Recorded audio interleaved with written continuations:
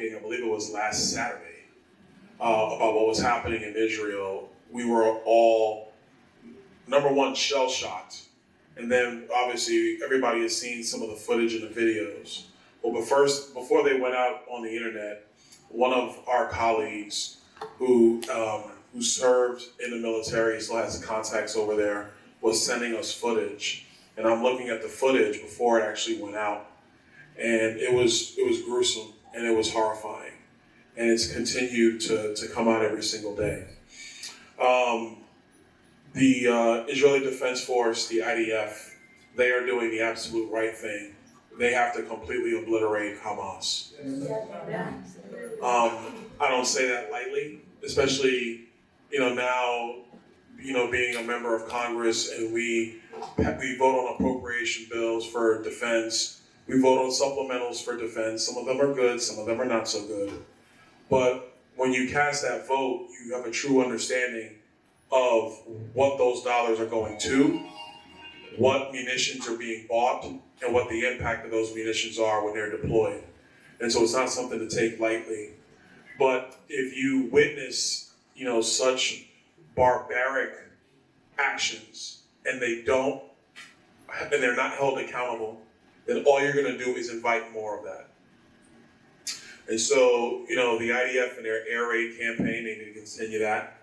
I'm not quite sure if they have deployed somewhat on the ground in Gaza.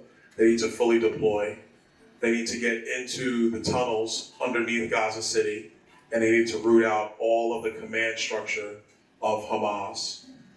And for the Hamas leadership, which is actually in Doha, Qatar, they need to be extradited either to Tel Aviv or to the United States so they can be held accountable as well. Yeah. The one thing in the world that we always have to be mindful of is weakness. Deterrence does work, but in order for it to be effective, you have to have a strong posture at all times.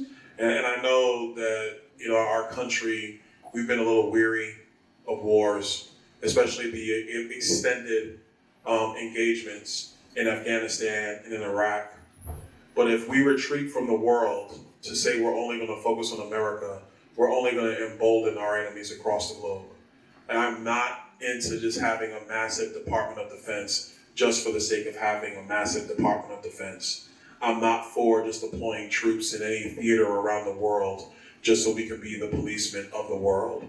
I'm not in favor of any of those. But if you touch an American or you touch one of our allies, I am totally in favor of deploying our forces, obliterating the enemy, and then bringing our men and women home.